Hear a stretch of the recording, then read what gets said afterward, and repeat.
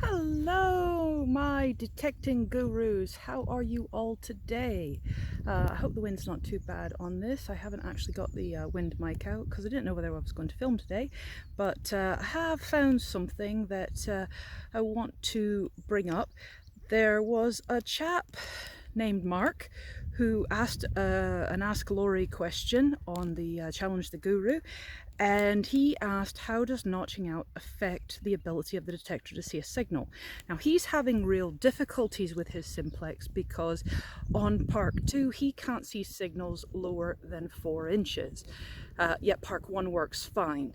And he's got 0 to 10 notched out. So we theorized, or I theorized, that perhaps the 0 to 10 notching out was affecting the ability of Park 2's speed, and it was compromising depth because there's only so much RAM and processing power in the detector. So if you start asking it to notch things out, it's thinking about that and it has less processing power left over to do its other tasks. Now that's the theory. That is the results of other videos I have seen on Facebook and on YouTube of people that have notched out and they have lost performance in their detector because you're asking the computer inside the metal detector to do something else. So that is going to take away from its ability to do primary tasks. Now, whether it's a measurable effect or not, I can't say. So what I thought I'd do was I would come out in this field today and I would find a signal that I could get without notching out, and I would film it, and then I would notch out, and then I would film it. So I have checked it. I have actually done the 0 to 10 notch out now, and I will let you flip you around and let you hear even what that signal sounds like on Park 2, Park 1 and field. Then we'll take the notching off. We'll do it again so that we can hear if we think there's any measurable difference, and then we will dig it up and see how deep it was. So I'll just get you flipped around and we will start the process.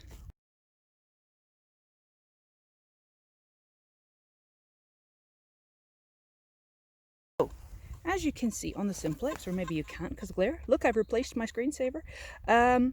It is on Park 2 and we have 0 to 10 notched out.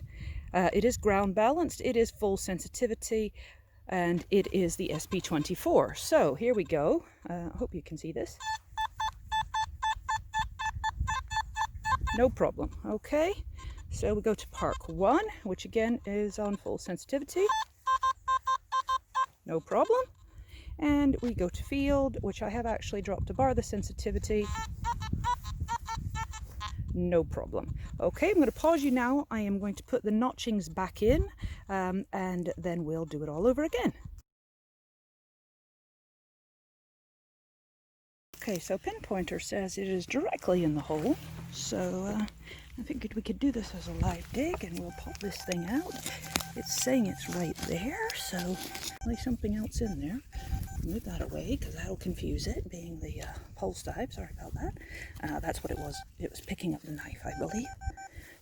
So this is what it is. It was in here. It was a big old stomping piece of iron. That's not much fun, but it was quite a bouncy signal. But let's get a depth on this for Mark so that he can see. Okay, so that is my knife. It is at the 6-inch mark that was down there. Sorry, Mark. That is 6 inches down in that hole, and it heard it no bother. Now, it is a big piece of iron, but Mark was saying he couldn't hear anything on Park 2 with it notched out below 4 inches. So that's below 4 inches. It was quite clearly audible on my machine. I do have a different coil, but actually he has the standard coil, and that should be more powerful than the SP24 for depth. And it was the same notched or unnotched, so that isn't going to be what's affecting it. I'll see if I can find another signal that isn't iron, and we'll try it again, and we'll work through this of whether notching things out. Perhaps you need to notch out more than 2, because if you're notching out lots of things, that obviously is a lot for the machine to screen out. Maybe only notching a couple out doesn't really affect its performance, but certainly notching lots and lots and lots out may do. I cannot comment, I haven't done it. But let's see if we can find another signal in this field, and we'll try the notching out technique again and see how we get on. Okay folks, another jumpy signal. We will start in field this time. We're getting on that. And we will move over to Park 1. Okay. No grunts of iron though. Park 2. It's definitely fainter in Park 2. Definitely struggling a lot more in Part 2. That's not notched out. I will notch things out and then we will see where we go from there. Okay, I fibbed to you, that was notched out. And that may be why we had no iron grunts. So here we go. Here is Part 2 on this same signal.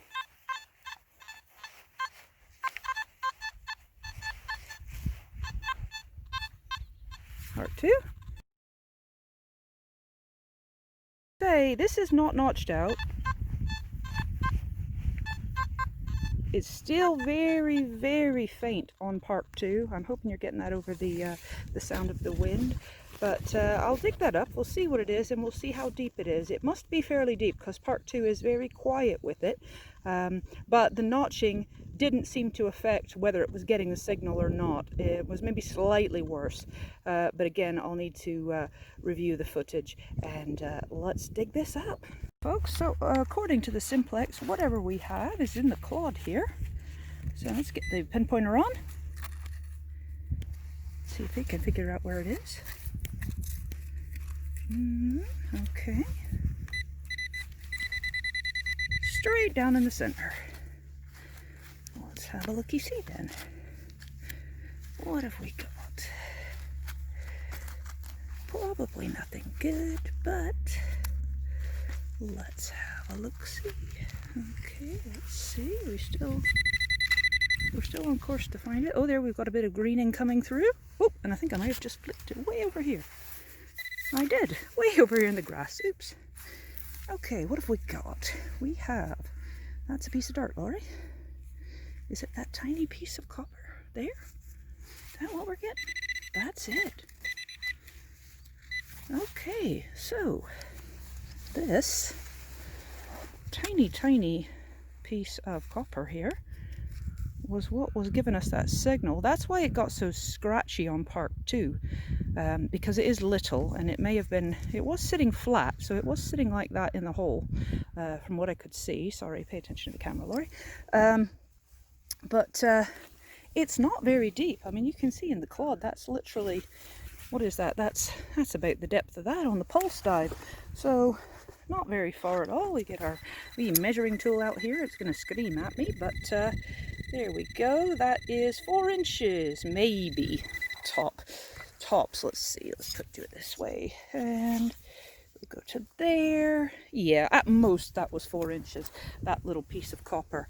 So as we saw that, and that was with it notched out or without it notched out, it was definitely seeing that. So I'm not sure what else is going on with Mark's. It even had a VDI. Now, the one thing I do know that Mark said to me is he has 2.78. Now, those of you that run 2.78, do you have a huge difference in your depth between Park 1 and Park 2? And if you notch out 0 to 10, does it change between Park 1 and Park 2? Is your depth altered, lessened between on Park 2 from Park 1 if you are running 2.78? I'm not running 2.78, so I can't answer that question. I have advised Mark that perhaps there's a glitch in his 2.78. If he downloads 2.77, give it a try, see if it makes things better. If it doesn't, download 2.78, put that back on, and if there was a glitch in what was shipped with his factory machine, that should sort it out, because it does reboot the machine from ground up. I am not seeing a difference in the detector's ability on only notching out 2 bars. It's seeing this, its full sensitivity, because I have the SP24, full sensitivity on Park 2. It was scratchy, it wasn't great, but it was giving me a VDI, and Mark says he doesn't get any VDI at anything that is 4 inches or below. Those are some ideas for him to try, and I guess I'll go back and I'll listen to this and I'll excuse me, I swallowed a fly. Perhaps she'll die. No. I'll just flip you around. Let me just talk to you in your face. So I have given Mark a couple of things to try. From my mini experiments, I am not seeing a difference in the detector's ability on my fields with what I have found with notching out 0 to 10. I'm not going to do it because I want to hear the grunt of iron. Though I will say that I am going to be doing a video on field mode and certain situations where it's grunting of iron and it's not true. So I will be doing a video on that, but I am not going to notch out 0 to 10 because I want to hear that iron, especially in an agricultural field like this where there's big pieces and they sound so sweet, and you really do need something that you can use to differentiate them. And if you go 360 on them, you should be able to hear some grunt of iron. If you turn it off, you cannot hear that. And yes, you can nip shield everything. You can do the nip shield technique and it will tell you if it's big iron, but if you hear the grunt first, then you don't have to do the nip shield technique. It's only, you can keep that in reserve for when you really don't know. But again, please give me your comments and your thoughts and any ideas you have about Mark's problem below in the comments, and I'll also give you an up-to-date once Mark puts the 2.77 on and see how he's finding it. He's also going to try taking the notching out and see how he's finding it. So I'll give you an up-to-date of that, possibly in text on this video or maybe in the comments. But anyway, thank you for watching. If I find anything else good in this field, I'll dig it up and I'll show you the wonderful treasures. Other than that, stay safe, be kind to each other, and I'll see you soon.